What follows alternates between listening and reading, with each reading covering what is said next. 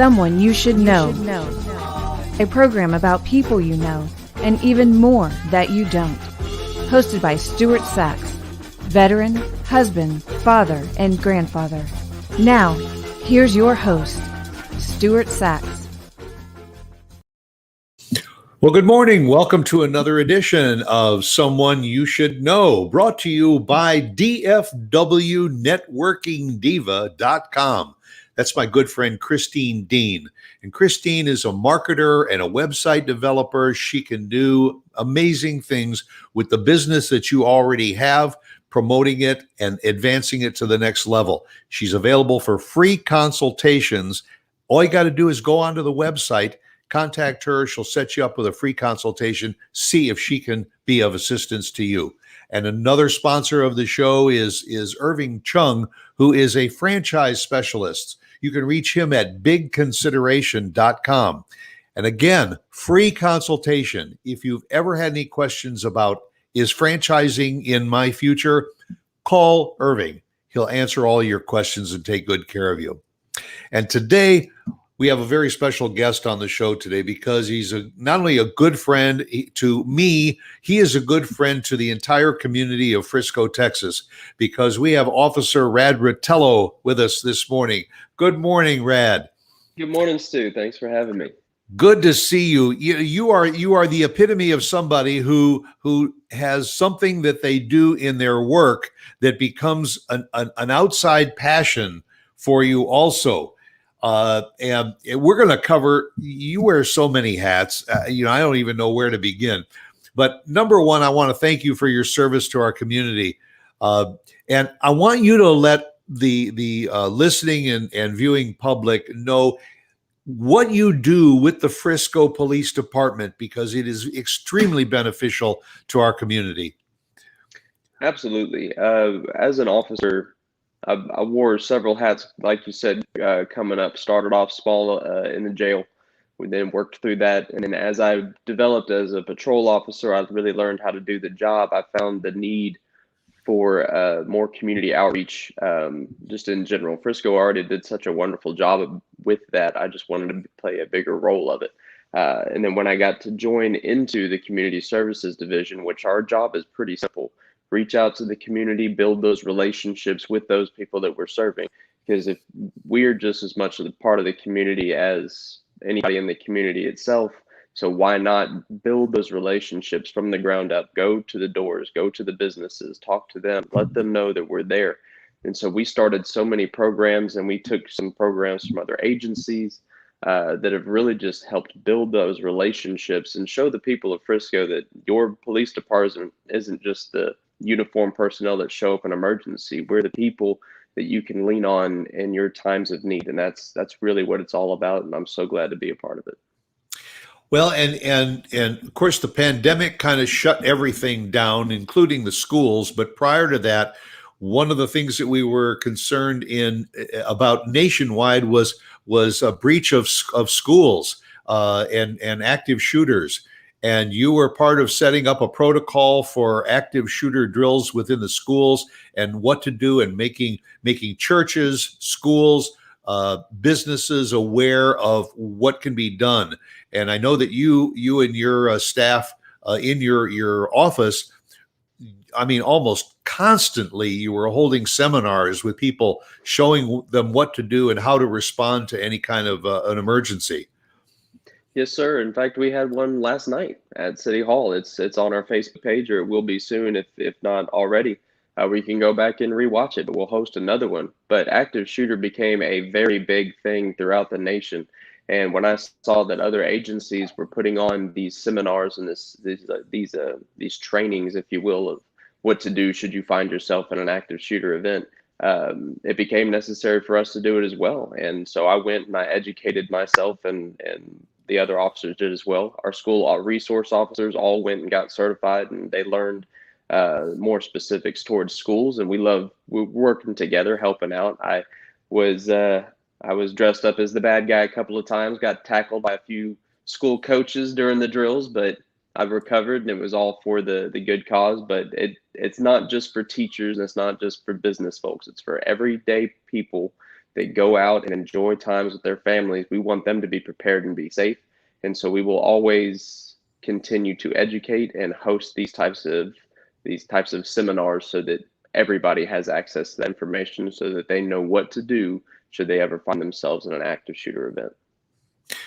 And that's the first piece of information that I'll pass along to those of you that are watching and listening. That if you or your organization, your church, your school, your corporation can benefit from people knowing what to do in a traumatic situation like that, you contact the police department and ask for Officer Radd Rotello and his office, and set up an opportunity for your people to be aware of what's going on.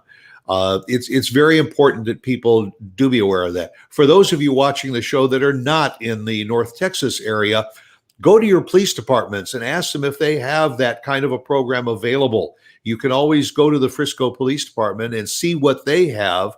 Maybe watch one of their videos and learn something, because if your police department doesn't have that program, maybe they should to interact with the schools.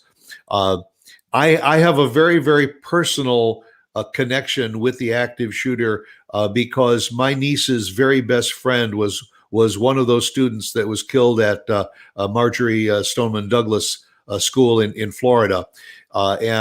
And Lori Aladeff, the mother of Alyssa, who lost her life that day, started a foundation and developed Alyssa's Law, which should be passing the Texas legislature fairly soon and adopted in the state of Texas, and it's been adopted in several other states. And we hope that it will be accepted nationally, because it is that link between the schools and businesses and everything for active and immediate response linked to the police departments.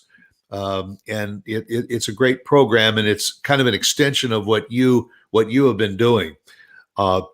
And you've been with the Frisco Police Department for quite a while, haven't you? About 10 years now, give or take, and I plan on doing as many more as Chief will let me do. So I've got big plans for my future at the department. I hope to promote or move up in the ranks just to be whatever I can be within that department. I'm looking forward to my career. To pay it forward and teach other people how to do what you do. And most recently, and that's another aspect of what we're talking about this morning, is you have opened up a drone business based on some of the work that you have been doing with the police department with drones. And I started thinking about that, many years ago when the drones first hit the market, it was just like a fun remote, another thing to having a remote control car or a remote controlled boat or so. It was just fun to fly around. But all of a sudden we realized that there is a tremendous application for the use of drones in so many other areas, like in accident response. And I know that were you directly involved? I think what is it, about a month ago or something? It was a very bad accident on 380 or so that involved a lot of emergency vehicles. But I think that there were drones on the scene before there were police cars. There may have been. That's actually going to be one of the things that we practice, is getting drones there before the cars even show up. I wasn't at that one, but I do know that one of our traffic guys, Jason Sorrell, he's a fantastic pilot and a great friend. He's also one of our pilots, and he goes out specifically for the accidents part of his job. And drones play a huge role in accident reconstruction to find out exactly what happened. He does very well with that. Well, we have certainly all seen on national news what the use of drones is in Surfside, Florida, after the tragedy of that building collapse, that they have been using drones constantly while there are people on the ground trying to find survivors in the rubble. That drones have been used extensively to try and lead them to areas and pockets that might need to be attended to. So, I would like for you to tell the audience a bit of what some of these other capabilities and advantages of using drones is to a community. Oh, absolutely. I'll tell you how it really got started for us. A couple years back, there was a trooper shooting in Frisco, where a trooper got shot by a suspect, and fortunately, he's doing well, and suspect is still in jail. But what it ended up being a standoff, and the suspect was in his apartment and surrounded by police, and we found that other agencies were showing up to help out, as you do in a big situation, and they were using drones, and they were able to see inside of his apartment and see where he was or was not and gather some critical intel that helped us get into the apartment later. But it really gave us a lot to think about. And so with that in mind, I went and bought my wife went and bought a drone for me for our anniversary present not too long after that, and I fell in love with flying the drone. She got me started with that, but I started taking it with me on these call outs when we do barricaded people, just in case, because we you never know. But when we there was one particular call where this person was assaulting his girlfriend, and then she got out safely, but then he told us that if anybody came in, that he was going to take us out with him. And so that's a dangerous situation to be in for any officer or anybody. And so SWAT was activated. We came out. I was out there with my drone, and there ended up being an opportunity to fly the drone into the building.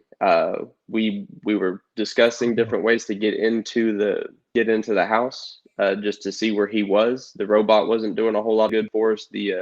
The throw phone wasn't being answered that we tried to communicate with, because the last thing we want to do is walk in on this situation and force anything that might cost somebody's life. So we flew the drone into the window, and we flew it around, and we were able to find out where he was. He was passed out, still alive and breathing, but he had weapons all around him that he was planning on using should he wake up.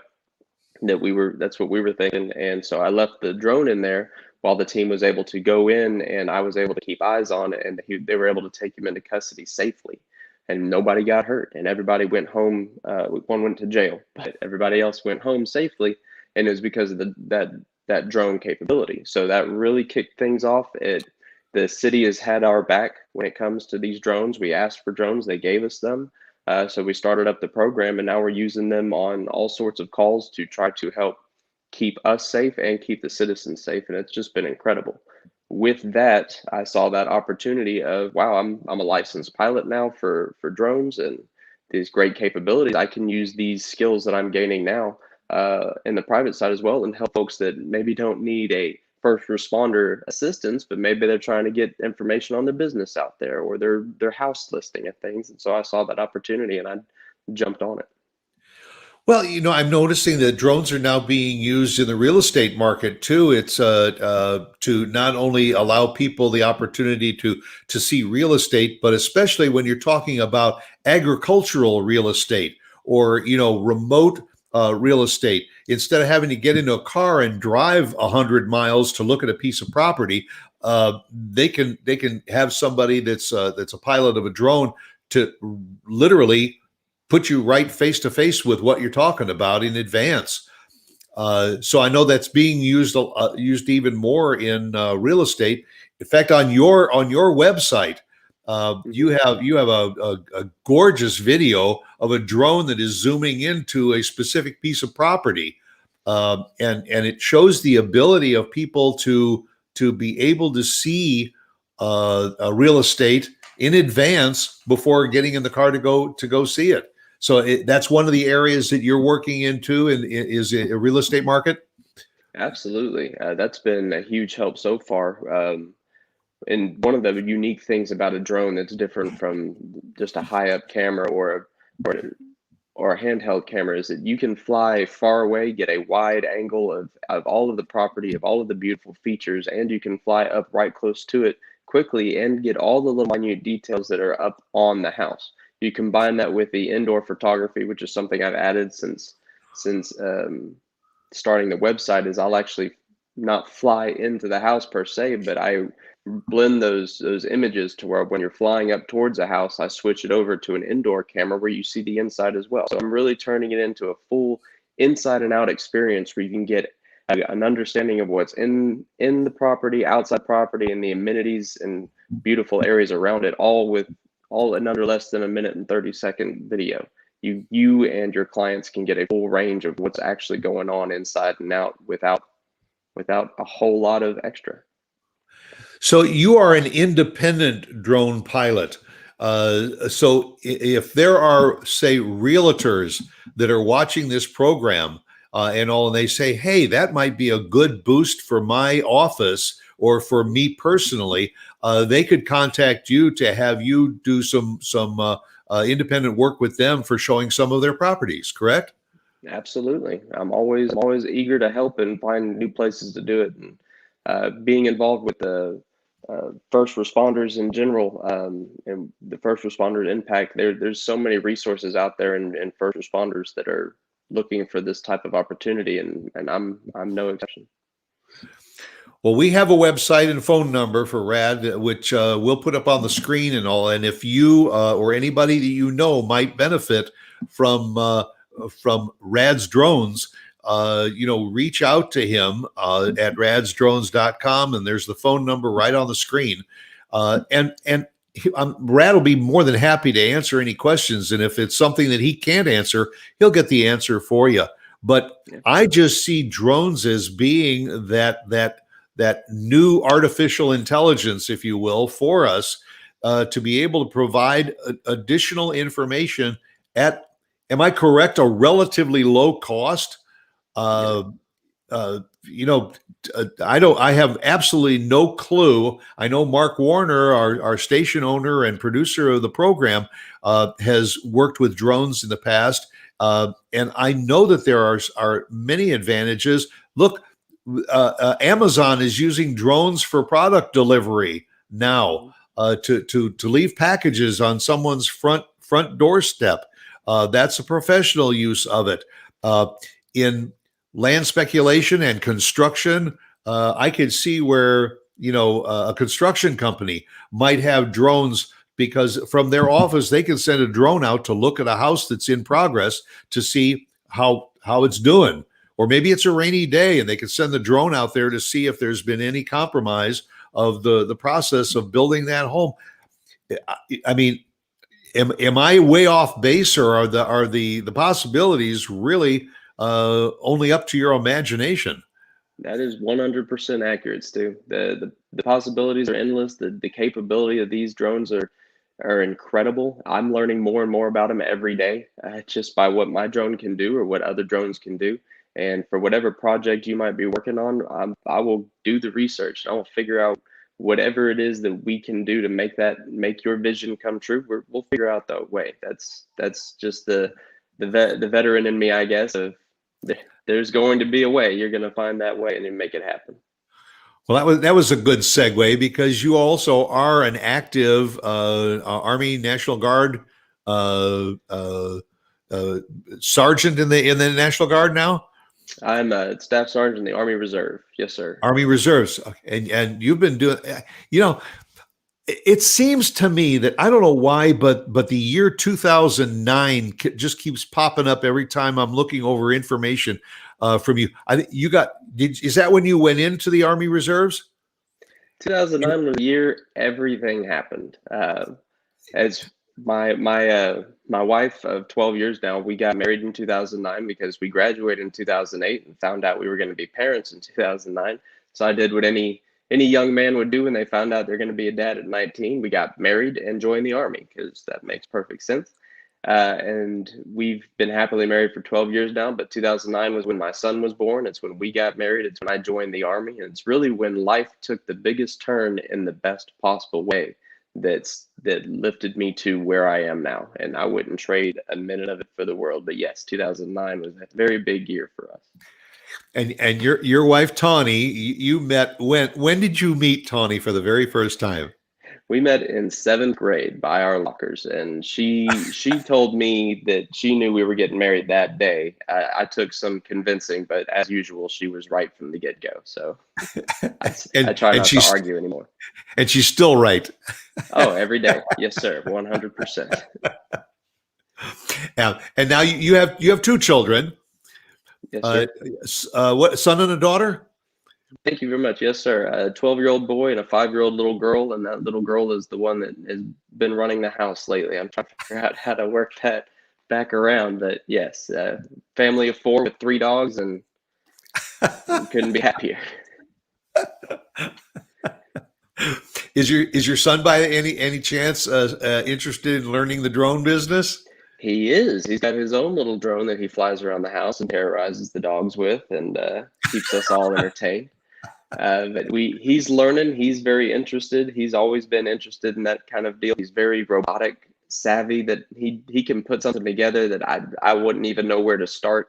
Legos is, I mean, it's child's play for him. He can put it together and make it move. I didn't even know Legos could do that, but he's following right along, and he's an incredible kid, and his sister is no exception either. She's right Yeah, behind him. I have an 11-year-old grandson who was viciously into Legos. Then he got into Minecraft and developing cities and things with Minecraft and interacting with other people on Minecraft. It blows my mind, but it's second nature to these kids now. Oh yeah, they've grown up into it. It's part of their DNA. It's incredible how they can adapt. And when you think about what drones have done and how they have grown just in the last decade, from just a simple remote control toy basically to something that is being utilized in businesses, in law enforcement, and so many other different ways. I also think about what the medical community is doing with microscopic cameras in order to go into the heart to see what's going. That is kind of this form of related to drones, and it's such a positive thing in my mind. The other fun side of that too is, and have you started getting involved in weddings with drones? Yes, I reached out to there's a company out in Florida that hires photographers and videographers and things, and the big thing now is including in your wedding video aerial footage of the venue. I won't have you flying it during the ceremony, obviously, because everybody's then looking up at the drone, but you fly around, you get an idea, and you put that in there. It just adds that extra magical touch that really makes your day even that more special, and that's something that's been pretty cool to see. Yeah, I could see that as production of maybe a video invitation to a wedding. Please join us, and here is this video footage via a drone that shows you where it's going to be on the banks of this river or in this wooded area, remote area, and the production capabilities and everything are so far and probably easier to do than somebody out there with a camera on their shoulder going out to try and videotape and splice all of this stuff together in order to do these productions. And really, you're kind of on the ground floor of this. I mean, do you find yourself sometimes just saying, "Wow, I can do that with a drone"? I do, especially in the police side of things. The drones that we have there are capable of so many things, to where when I'm flipping through features and I'm finding out more things it can do, I didn't even know it could do this. I didn't know we had capabilities at all. And I think there's a lot of agencies and just entrepreneurs that are learning as we go, because there's tons of people that have done this research, but it seems like every week there's new additives, there's new drones, there's new technology that's out there. It's an incredible time to be in this type of business. I am looking forward to seeing what the next 5-10 years are going to bring to the drones, and I can't wait to be a part of that, and maybe even be part of the person that finds out what else we can do. Now, are there opportunities through the military for you to do some work with drones also? Not so much through the military, outside of just photography things or whatever the commander might want. But as far as the military drones go, that's a whole different level of fixed wing drone. And they do use some of the rotor drones, but those are mostly for special forces type deals that I'm well outside my realm on as a staff sergeant in the Army Reserves. But there's lots of opportunity there for those that are already in it. Well, I've seen over the last so many years some of the reports from Iraq and Afghanistan and all have come back to us via footage from drones flying in those areas, and of course, drones have been used for airstrikes. So, I mean, you know, we're talking about something as small as what's over your shoulder there to drones that are have got what 8, 9, 10 foot wingspan. Oh, 100 and larger than that. From what there's some massive capabilities. The cool thing though is the whole point of drones is to put eyes where it's unsafe for people to go. Be able to get eyes and see what's just around the corner, what's just over that hill. The military uses them with that are armed. Obviously, that on the and law enforcement things like that. That's not part of it. For the police side of things, to be able to see what would be unsafe for a person to see is invaluable to be able to save those lives. And it's not just for the safety of the officers or the soldiers, it's for the safety of everyone involved. If you can find what you're looking for and find those warning signs without having to be there in that danger, you can save your life and everybody else's life involved. And it's just incredible to see that life-saving technology, and that's exactly what it is. Well, certainly in any kind of a breach situation or a hostage situation, for a drone to be able to pinpoint where the problem is in order to get that information back to the first responders so that they don't go through a door that may be compromising to their efforts. They may have a different option based on that information that comes back from those drones. It's technology that's just fascinating, and while as we said earlier, it started out more or less as a fun thing. It's serious business, utilizing drones for that purpose. Mm-hmm. It's really incredible, and I'm encouraged when I see kids playing with that type of technology. My son flying the drone around the house, having a great time. It's showing creativity, and there's a whole nother piece to it. You're getting the flight part is fun, and you're flying around and you're gathering all this video. But then you come back and you sit down and you plug the video into your computer, and then now you start messing with the images and you start blending things together, and then getting him involved on that level. It's just watching his creativity flourish, and you can't be more proud as a parent to see your kids' creations come to life based on all what his ideas were and everything. And that's something I still get joy about when I do it. It's why I started Radd Drones, is because I enjoy doing it. It's not something I'm looking to just go crazy. I love being in law enforcement. I plan on staying in there, like I said, for as long as Chief will have me gainfully employed. And I'm excited for that career, but I also am excited about doing this. But this isn't something that I do because I feel like it's necessary. It's something I do because I want to help those that maybe they wouldn't otherwise get that type of footage, and I enjoy it. And getting my family involved is just a big old bonus. Now, are you primarily involved in just the service aspect of the business, or are you also going to be, designing or selling drones to people that might be interested in teaching them how to use them? I'm interested in teaching, especially those that are also just starting off, just wanting to get to know. I'd be glad to teach. I'm not really interested in selling. There's dozens of places that you can go and find and buy these drones, and the technology changes every 20 minutes. Seems like that's just one added piece I'm not interested like in. Cell phones. Yes, like cell phones. But I am very interested in the creativity side. Everything we do, especially in Radd Drones, I do everything. I fly, I edit, I post from start to finish, and that's something that I'd be willing to help others with. As well as just stay involved with. It's a lot of fun. Well, so somebody that's watching or listening to the show, and they say, this is all fascinating. I think maybe I'd like to get a drone and see what I can do with it. What pieces of advice would you give to somebody that's maybe looking to get in to drones as a hobby? Any parameters? Do you have to spend hundreds of dollars in order to do this, or what's the entry level for people to consider?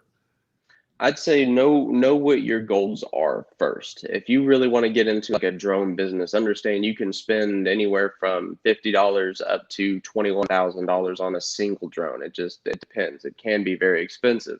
I would caution those interested in getting into this from just going out and buying the nicest drone you can find and then going from there thinking then it's going to be an immediate turnaround, because there's so much more of a learning curve. I would say that if you're interested, starting off, get you a smaller but capable drone. So something probably around the couple $100 range, that takes great video, that might be great for family things, and actually mess around with, because those are the drones that are going to have some capability and be able to give you a pretty good photo or video, and you'll know pretty quickly if that's something you're interested in pursuing. And then you can move up into the maybe $1,000+ range drones, but don't ever put yourself in a situation where you won't be able to make payments, or you're in a bad situation. There's been folks that I've seen that just, wow, that's fascinating, and they spend all this money and they're not getting this return. Don't do that to yourself. If in fact, reach out to those that you're friends with, maybe they have a drone, and just try it out. I mean, the drone community is a pretty friendly community. I'd be happy to talk with you and share all the information I've got. I have a bad habit of talking too much, so I'm happy to sit there and chew your ear off about drones for forever. But reach out to your drone friends. I've been to some of your seminars and everything, and I got to tell you, you talk faster than some people can take notes. Yeah, I've tried really hard to slow down. That's why you usually show up with some printed material too to refer to. I do. In fact, for the last night's meeting, we did another active shooter. I believe I was saying earlier. We've gone down to a compact card. It's a card stock. It's got information on front and back that because people were saying you're too fast, man. You need to slow it down. So we now have some information for you. But that's something as well. If you have a business, or even if it's just you want to look at your home, we come out and we can have those conversations one-on-one. You know, you talked about earlier that hostage situation. I don't remember if you said hostage situation, but where you flew a drone into a house to determine what was happening before the officers actually entered the property and putting themselves in any harm's way. So in my head, I'm saying, are these things that quiet that they can enter through a window and hover and not alert anybody that they're there? They're getting there. The ones I used was not very quiet.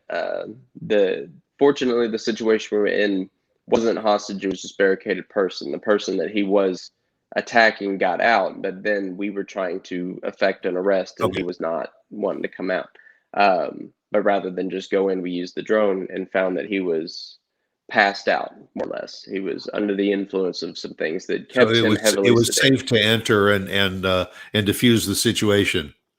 Yes, the drones, however, they do make noise. They're making them quieter now, which can be very beneficial for that. But even if he was woken up by the drone, at least we'd know exactly where he was, and if he swatted the drone, then we'd have that much more information to go off of. Because at the time, we didn't even know where he was in the house.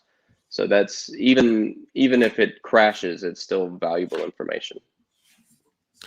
Yeah, and I know that Mark has mentioned in the past that I know his has taken a dive a couple of times. How important is it, when you're talking about the drones, you mentioned photos and videos. Do most drones now have the capability to do both still photography as well as video photography? Yes, sir. Really, anything that's going to be used for any sort of commercial level is going to be able to give you photos and video. Some of the drones have capability of doing GPS waypoints, which is basically just a way of telling the drone on a map where you want it to fly and an area you want it to survey, and then it will do it automatically, which is especially beneficial for, say, construction sites. I have the drone fly a very specific GPS waypoint pattern, and then I come out the next week and I fly that exact same pattern that the drone remembers, then that can give you a very accurate description of what your project's progress is from side-by-side photos of the exact same location, because the drone remembers all of that. It's incredible what those waypoints can do for you, and not just law enforcement, but on the commercial side as well. Yeah, as we said earlier, I mean, that's got to be a great concept for construction companies that are doing developments. Maybe they're putting in 200 homes. This gives them the ability to oversee what is going on that site daily, weekly, whatever, and see what the progress is, see what needs to be adjusted, rather than vehicles having to go out to the website, to the job site, and coming back and reporting. You can do it via video on a drone. Oh yeah. Now what is the recording capability of the average drone? That's really up to you can buy an SD card, just this memory card, to put in pretty much any of the drones, and that's however big you want it to be. The videos that it's pushing out are usually pretty high quality. You can shoot up into 4K. There's even drones that do 8K, which I didn't know was a thing, that will record. But that's just going to be a massive file. So if you're going to be recording a lot, you get a bigger memory card, you put it in there, and then you have a computer that can process that size of a file, and you're good to go. It's all just about computing power and how big the memory cards are that fit into the drone. And all the commercial drones, kind of like the one over my shoulder here, or even the personal drones, have some sort of a capability to maintain that and store it. They have their own internal storage, and then they have that memory card storage that you'll need if you're ever looking to get into that type of business. And what is generally the distance that a drone can fly away from where you are standing?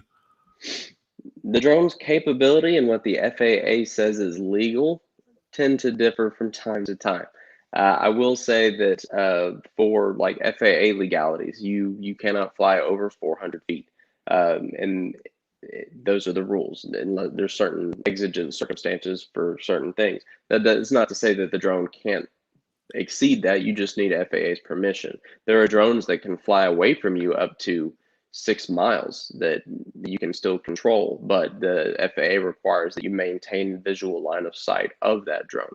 The FAA controls all the airspace, and that's something, especially if you're interested in getting involved in drone work, or you're looking to hire a drone operator, you need to make sure that that drone operator is licensed through the FAA. And that's not just to say, well, he's a licensed pilot. It's to say that he understands and knows what the rules are regarding these drones for safety and for distance and line of sight, and what the drone's capabilities are, what they've done to the drone to make them FAA compliant. Is the drone even registered? Is there insurance involved? All of these different questions that somebody that would just want to go out and buy a drone and start flying and charging people money for these images, that's what a lot of folks have in their mind, and that's really not the safest way or even the legal way to do it. They must be licensed to the FAA. So if you are interested in hiring a pilot, make sure that you ask for their FAA drone license, because that means that they've gone through the test, that they understand what the rules are, they understand what is most important, which is going to be safety regarding the operation of these drones. Well, I mean, that's very valuable information, and it's another reason why people that if you do feel like you'd like to get into drones as a hobby, it's probably a good idea to contact Radd Rotello via his phone number or the website, and say, hey, listen, I really would like to learn how to fly this drone and maybe get this license in order to be able to do more advanced things, and can you help me out? Mm-hmm. And I think it's fascinating. It's fascinating. And I still remember putting batteries in my first remote control car and thinking that I was the king of the highway. But it again is something that sounds like a fun thing to do. But there's so many practical aspects of what drones can do, not only today, but what do you see, 5 years from now, 10 years from now, the capability of what drones may be able to do in our society? Oh, I wish I could tell you 5, 10 years ago, I would I would tell you you were full of it if you told me what the drones are doing now. Some of these drones, especially when it comes to law enforcement, are capable of zooming in far enough to where the drone doesn't even have to be within eyesight or hearing of where the drone is. It's just there. Um, you it's got thermal capabilities. We can find where bad guys hiding in the tree brush without even having to get up close to them. We've got the night vision for infrared. We have just a rangefinder on it. So not only can we see where something is, but we can use the rangefinder and find out exactly how far away it is and mark it on a map that we can share with the command team during a big event. Think about the capabilities of these things for concerts. You have these massive concerts where active shooter is always something on everybody's mind as far as what's going to happen, what are the risks involved. And then you can put a drone in the air when we have reports of somebody doing something they're not supposed to be doing, and we can find them much faster than try saying an officer walking through a crowd looking for a general description of a person. You cut that time in half, plus you're not putting that officer at risk, and you can do it with the drone and find out exactly where they are.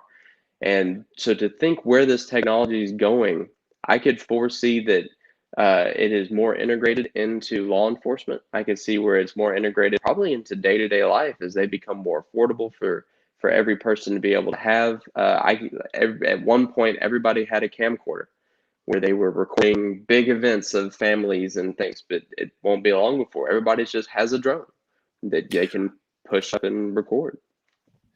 Well, I can certainly see where the cost of maintaining a helicopter, for instance, in traffic situations, has got to be massive compared to what a drone can do. You mentioned a concert. When the people are leaving that concert and going back out on the highway, a drone can oversee the traffic patterns that are going on those highways in order to report where there might be congestion or accidents. Oh yeah, and that's something. The cost for something like that is definitely something you look into. I know my city was not remotely interested, as far as I know, is looking into purchasing helicopters of any type. But you have a drone that has very similar capabilities, minus the just the sheer time in the air because of the batteries. But that's invaluable information. And some of these drones can, with the right equipment, stay up in the air for hours at a time and be able to mimic some of what a helicopter can do. And it's incredible. You alluded earlier to the fact that a lot of people, will really start to get interested more in drones. That they really should have FAA approval to fly those drones. If we get too many people that have drones for personal, private use as well as commercial use out there, are we to be concerned that all of a sudden the skies are going to be filled with all kinds of drones up there? Well, And that's part of what the FAA is all about, to be able to regulate that sort of thing, because you have to be, as part of the requirement, aware of the other aircraft in the area, and that's exactly what it is. A drone is an aircraft. But that's part of it. If now the drone and the skies are filling with drones from Amazon, and I know at one point they were rumored to have like Uber flight, where people would be flying in drone-like contraptions up there. These are all massive safety concerns that the FAA monitors and makes requirements for. It's kind of like you talk about an airport. I can't go fly my drone over by an airport and just whenever I want. There are a lot of requirements and permissions you have to get for flying in very specific airspace like that. And then you try to go to a military installation. If you try to fly your drone over that one, you'll probably never see it again, and somebody's going to give you a call. But the FAA monitors that airspace closely. So should in the future, if everybody's having drones, I have no doubt that the FAA would step up and say, all right, here are the rules regarding multiple aircraft in a specific airspace. And that's something that needs to happen. Well, and I have seen posted on places like Nextdoor and all, where somebody would say that there's somebody in the neighborhood that's been flying a drone over my swimming pool and looking at my family, while we're out having a picnic in our backyard. So I guess the old police phrase, "see something, say something," is if people are abusing the privilege of flying a drone in some way, they need to report it to the authorities. Absolutely. And this is something that's education on both sides. As starting a drone program, we have to educate our officers on, hey, these are the rules. These are what people can and can't do with drones, so that when you do get that call, you know how to respond to it. The FAA laws and their regulations are different than what local laws might be, but that doesn't mean local law doesn't apply. And I'll give you an example. If you see somebody flying a drone over your backyard, maybe according to the FAA standards, they have permission to be there, if not in your backyard, but hovering over your house. And that's a very uncomfortable situation where you see a drone hanging out over your house. So where the FAA might say that they're legally allowed to fly there, don't forget about your local law. And this is why you have to call law enforcement, is because there are other laws. There's a expectation of privacy. There's trespassing, there's being a nuisance laws. There's a variety of laws that we as law enforcement can think through and apply to where, yes, maybe legally they can fly in that airspace, but can they violate your privacy in that moment? And that's going to be a case by case. I can't go through like what exactly is legal or isn't, because it's going to be case by case. If you're not home and they're just flying over your backyard because they're looking for their lost dog or something, that might not be something that falls into the legal realm. But if they're hovering over your backyard and can see into your bedroom, that's a huge privacy concern. That is something we might be able to enforce depending on what the situation is. And understanding that these drones have a limitation as far as how far away you can be. Most drones, if you don't have a line of sight, you start losing that connection. And so finding out where that pilot is another piece of law enforcement, to where, yes, that's where the drone might be, but where's the person? The drones are supposed to be registered, so can we track that registration back? And now they're adding more laws to where you track where the drone is, to where it actually broadcasts its location whenever you put it up in the air. And that's just another safety concern. Be able to know. Yeah, they do that with cell phones now, where you can send out a signal and all to find out where you left your cell phone last. That's true. Well, folks, again, the website, the phone number is on the screen right now. You have any questions regarding the use of drones, the instruction of how to use a drone. I got to imagine it comes with an instruction book that's half the thickness of your arm. Yes. Better to call Radd Rotello and say, hey, listen, I really want to learn how to fly a drone. Can you help me? And I'm sure he can. Well, Sergeant Radd and Officer Radd and Mr. Radd and everything, all the other hats that you wear. Oh, yeah. Thank you for taking the time to be with us and explain a little bit more about what drones are all about. Oh, I'm glad to do it, Stu. It is always a pleasure. You're a good friend of mine. You and your wife are just some of the most amazing people I know, and I appreciate all you do, not just for me, but for law enforcement in general. I see your face around, and I'm always encouraged. And thank you for all that you do. Well, and the thanks is reciprocal too, because it's important for the public to interact with their police departments, to know, and if there's questions, ask them. Don't let them go unasked, because the answers are there for your benefit. And teach your children also to interact with their police force. The policemen are not your enemy; they are your friends, and very, very much needed, both in your home situations, business situations, religious situations, and I'll make sure to back the blue. So thank you again, Radd. Very, very much appreciate you being on the show. Thank you, Stu. Okay, and best regards to Tawny and the kids. Thank you so much. I'll pass it along. That'll do it for another edition of Someone You Should Know. And as I always say, go out and be yourself, because everyone else is taken. Catch you again right here next week. Bye.